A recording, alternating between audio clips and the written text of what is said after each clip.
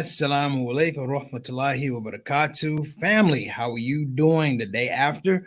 I hope everybody's in the places, hearts are settled, minds are peaceful.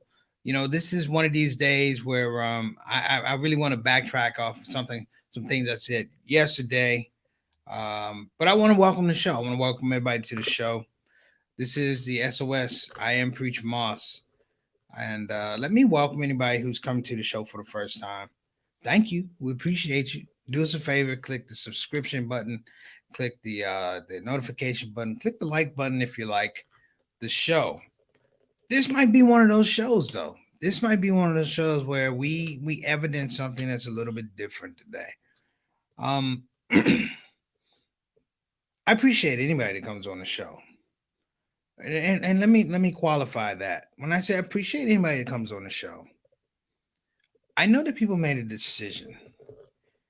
And today I want to talk about decisions. We had Devin Chauvin on guilty convictions yesterday. And I did go kind of hard. I sounded kind of bitter. And let me say how I sounded kind of bitter. I sounded kind of bitter because I wasn't in a celebratory mood.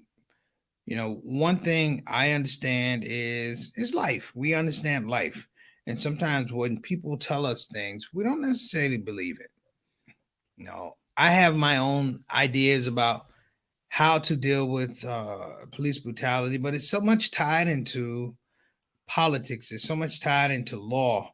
It's so much tied into the character of people who lead us that sometimes those thoughts get convoluted. It's not as easy as it sounds. So, what is easy for me right now is to show some love and appreciation for our stars in the building, the people who make the shout out show go. While I'm a host, I am not the owner of the platform. People got to realize that. People make shows. Let me say that again. People make shows. And I believe that the people here on the shout out show make it what it is. We're easing up on 1 year, a year, 365 consecutive days of shows. We didn't miss one. We've gone through everything. And I want to talk about today. We've gone through loss of life. We've gone through health. We've gone through school. We've gone through family issues. We've gone through financial issues. I mean, we've gone through everything. And I don't know if people could really appreciate it looking back that we went through it together. There's some things that happened off the show that were devastating, but you had to work through it. But the idea that you can come on the show on some of my days were the lowest of the low, the toughest of the tough, the loss of my brother, loss of my cousin, the property loss and things like that, and loss of whatever, finances. This is why the show is important to me. This I couldn't script it any better, brothers and sisters. Okay, I'm not gonna sit here and lie and tell you I came up with this and that. That'd be a lie. No, I tried to get better because the people who came on the show, they were the ones that got better. You see what I'm saying? They were the ones who got better, and the brothers and sisters who come on the show regularly, and our guests that drop through, all of our guest speakers, people just dropped in randomly. They made the show better. So I think that's what I want to talk about today. I want to talk about better today. And I don't want to get too deep in a religious context, but I'm probably going to go there a little bit, because I'm a believer like everyone else is a believer on the show. I am a believer. So before we get into that, let me welcome people to the show. Big shout out to Sister Ree. I don't know if you headed back home yet. We don't know, but when you do, please drive carefully. I think you got some snow up there in Michigan and the Midwest. Please be careful, Brother Derek and Brother Juan. Please be careful. Those roads are unforgiving. So make sure you take it. And we also want you to make sure that you're getting rest and you take care of yourself. Don't get on the road till you're actually feeling better. Okay? That's the deal. When you're feeling better, get on the road. Shout out to Derek. Shout out to Juan. Juan, I want to make sure everybody understands that they appreciate it. So big shout out to you and everybody. I give a shout out also to our our ambassador to the show, my main man, Altaf Rashid, who comes here, brothers and sisters, like clockwork. And I'm gonna say Ree and Rashid and I admire and appreciate your discipline. This is what makes the show go. And I'd love to see how many days in a row you guys have made the show. Because that discipline right there spells winner. And I think we're doing some special things there. Let's give a shout out also to Sister Ika, who is not feeling well, but feeling better, we hope. Listen to what the doctor said. Make sure that you are taking those medications and taking plenty of water and getting hydrated. Get your rest. Get your rest. That's what you need most. One of the biggest prescriptions for illness is rest. You gotta get your rest. All right. So we hope that happens for you. And again, we hope you feel better. Inshallah, may Allah give you shifa. And we want to, of course, give a shout out to our consultant producer. That would be Miss Sultana Whitfield, who's making everything happen behind the cameras. We got cameras, brothers and sisters. Remember, we only had one camera. I used to use my phone. Now we got different cameras. We got microphones. We have things like that. It's all about progression. So, before I get started, let me say Bismillah. Bismillah, Bismillah, Bismillah. I think maybe sometimes I don't say that enough. And so when things come out of my mouth, they seem a little rugged, if you will, a little ragamuffin, as we used to say back in the 80s. They come out a little ragamuffin, but they do have good intent. So let's talk about our topic today. Finding silver linings in life. Let me say it again. Finding silver linings in life. The last couple years, we've been through some things. We've been through some hardships. And it was not just a hardship of loss of money or loss of employment. It was really a loss of hope in some regards. We lost, we removed trust from systems that we thought were systems that, in some regard, would benefit us. We moved away from the idea of fairness and justice. And sometimes, brothers and sisters, it's really, really easy to get burdened. I think that's the word I want to use. A lot of us became burdened. In 2020 and 2019, we saw, in my estimation, not just legal laws broke, but moral laws broke. We saw people who did the worst of things in the most powerful of positions, knowing in some regards that we had to sit by. We had to sit by, not idly, but actively, and watch it happen. The cheating, the lying, the abuse of power, these things we had to go through. That said, though, it's still incumbent upon us to try and find a silver lining. Let me frame a silver lining. Silver lining is not the thing that makes it all right. I'm not saying that.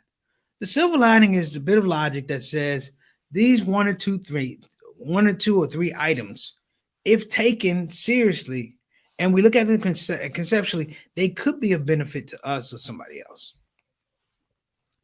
Yesterday, we had a verdict. I said we didn't get justice, we got a verdict. I still stand by that. And before I give that, I would say that I want to give a shout out, condolence. You can find some sort of modality, some type of action, a project. Tim, you saw it on Facebook. Happy birthday, Juwan. Happy 27. You're 27 years old. American communities. It's beautiful. That's progressive. Let me give a shout out to my brother, in spite of what everybody else is doing.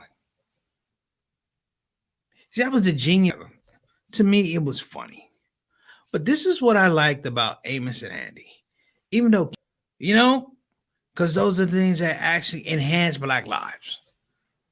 I could be going, but what I came with was that his kids were going to be taken care of. Too many. But at least in this space, we found a process. Thank you, Keith Ellison, my main man, and the prosecutors. They found a process to say, at least this one won't fly. Can't tell you about the other ones because you can't have a Keith Ellison in Columbus, but at least this one won't fly. And while Keith is a top cop in Minnesota, he still can't change the laws. But maybe we begin to look at the idea of law, procedure, um, I want to say criminal law, constitutional law, as I've always said. And we began to take all of that angst and put it into something creative. One of the things I actually found in terms of a silver lining is that we began to talk to one another. We began to talk to one another. I mean, one thing that happened before with Floyd's murder is that we were in COVID. But aside from Floyd's murder, I found that I've been able to communicate with people a lot more. You know why? Because I care. I care. But here's the thing, I come from a community of carers. People just call and make sure you're all right. And that ice began to thaw with these vaccines. And like, I find ourselves a little bit closer to community. The silver lining, which was beautiful, is like, you know what?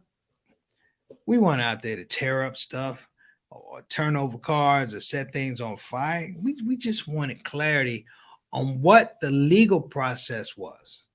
We wanted to make sure that there's a checks and balance to make sure, at least in this case, justice works. Did it work for everybody else? We can't say that.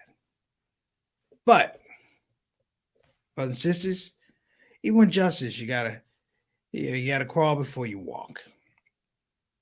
So maybe this allows us to be a little bit more mobile.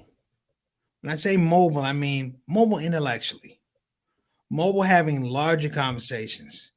The one thing I didn't see with the Floyd trial was the proliferation of virtual events like we had last year. Everybody was on last year with the virtual event trying to fundraise and all of that, in my estimation. We didn't have that. And maybe we do need to revisit and start having virtual town halls talking about what this means, talking about strategic strategies, what we're going to do the next time. That is something I think we ought to start looking at it and having preemptive understanding of what we're supposed to do other than be mad, other than be outraged, other than be upset and depressed. One of the scopes that you can do, and I try to do this all the time, I talk about being thankful. Like every day I get up and I try to figure out maybe 5 to 6 things that I'm thankful for personally. But here's the other one. I try to figure out maybe 5 to 6 things that people around me should be thankful for. And maybe 5 or 6 things that other people should be thankful for. And it's an exercise because it really ties into the fact that I think that communities have to understand that blessings are individual, but they're a collective effort. If you found $1 in the street, you didn't find $1 in the street. Somebody dropped $1. And there's some type of probable, some work or effort or labor involved with that dollar. Somebody gave it to you. Think about when your parents gave you a couple bucks. You were happy when you were younger because you didn't really understand where it came from. You just know that you had it. And then as you began to work, you realized, wait a minute. Mommy and daddy had to put in a whole week worth of work before they got some money. I just got it directly from them. And then it refreshes the mind. One of the things, and I know we're running out of time. One of the things that's been really important is I try to really dedicate myself to the fact that I may not be here tomorrow.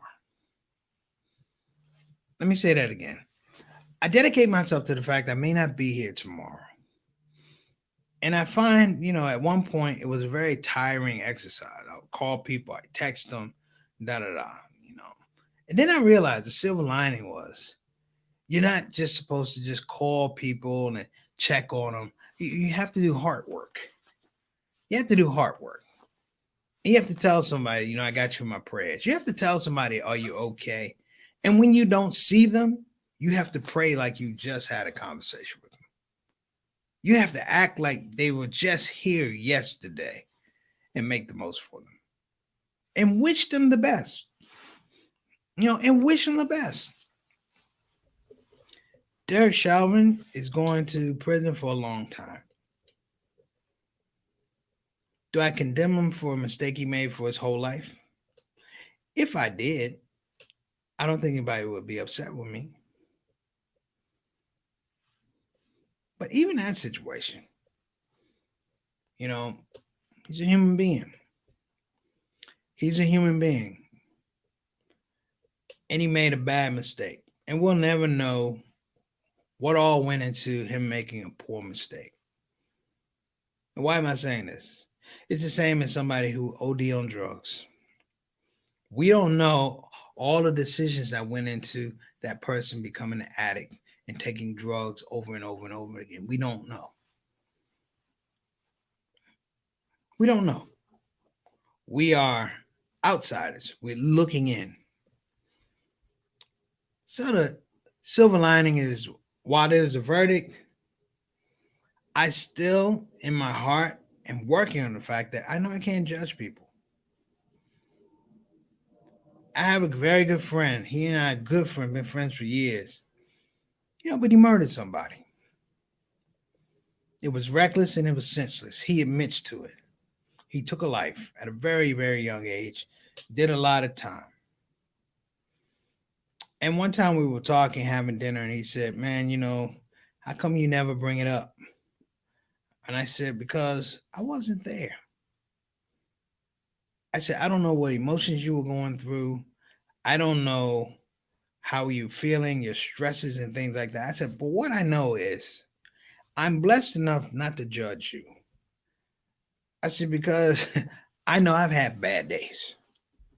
I'm having days that wound up in a body, but I've had bad days before that I look back and I go, whew, I'm glad that didn't get any worse than it actually did." Finding the silver lining in things, brothers and sisters. Oh, I got a connection problem? I hope not.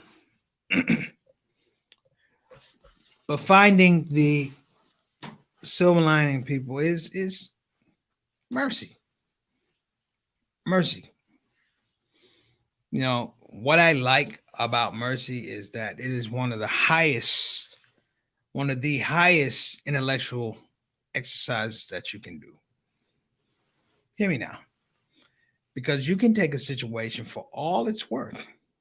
A person can be 150% wrong out of 100. And you can look at the facts. And somehow you can go above the facts and say, I forgive you. I'm going to show compassion to you in this situation. And you may not have shown the situation itself. And that exercise is a very, very pro intellectual exercise. That's when life becomes a learning organization and you begin to teach people around you. So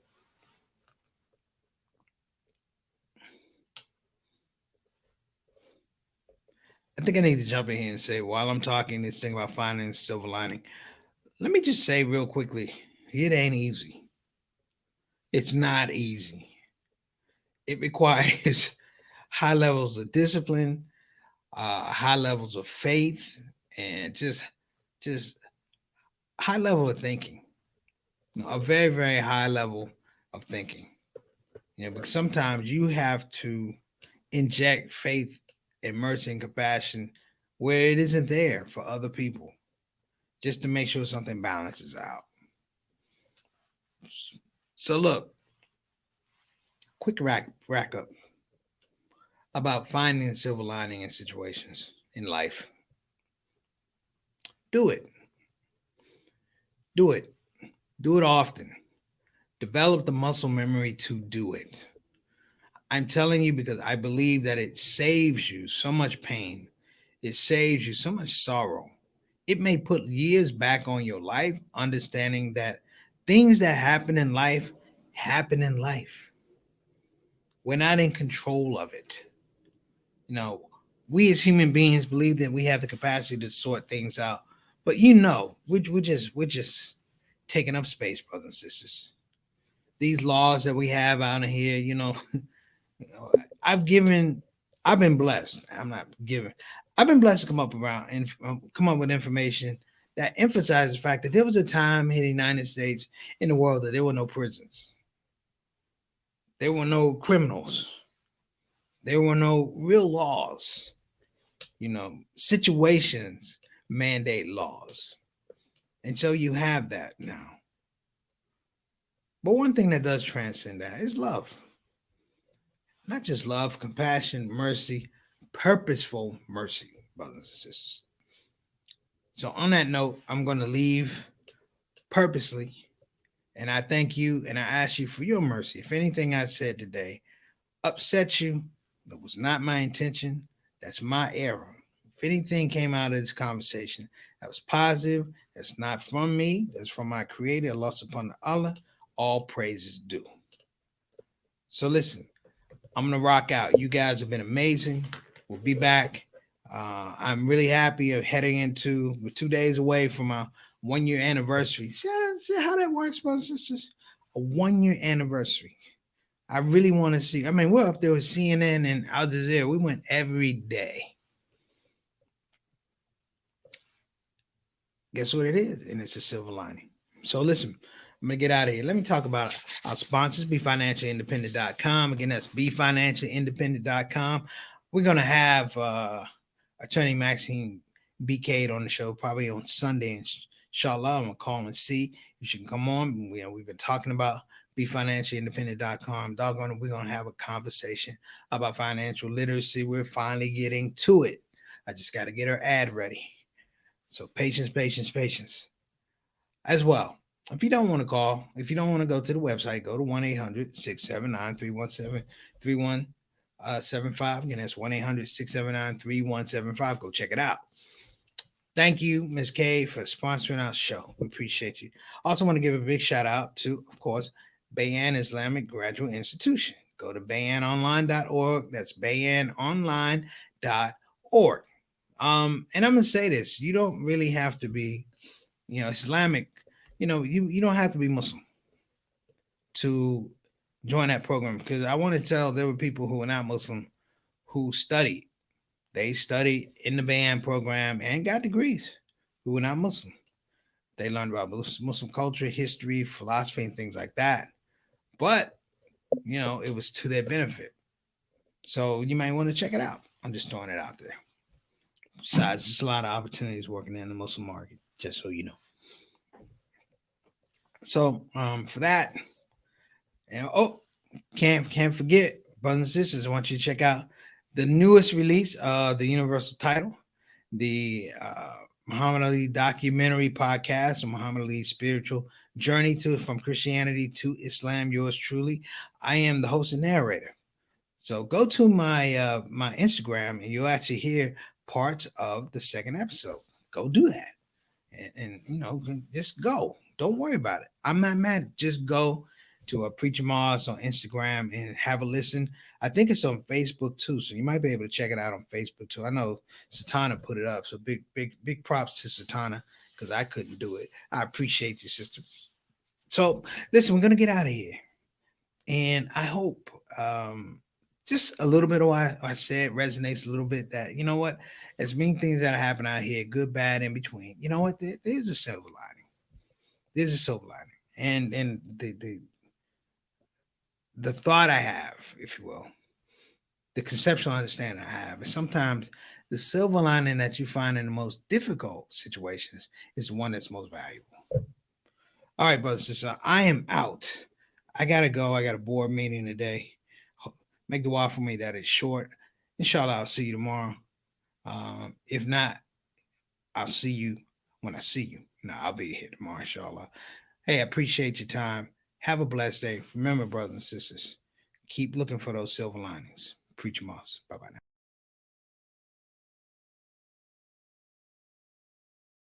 Hey, everybody, this is your brother, Preacher Moss. Listen, I hope that you enjoyed your shout-out show experience. We'll be back with the next show, the next shout-out show. A simple ask before you go, please help your brother out. Click that subscribe button, click that notify button, and I'll see you again on this side of the microphone. You probably wonder what that smell is. That's me. I smell good. And the reason I smell good is because I use oils from Tarifa Tar. So I'm not saying you can't smell good. I'm not even saying you stink. I'm saying you have the opportunity to smell exquisite. Check out tarifatar.com for some of the best oils and scents in town.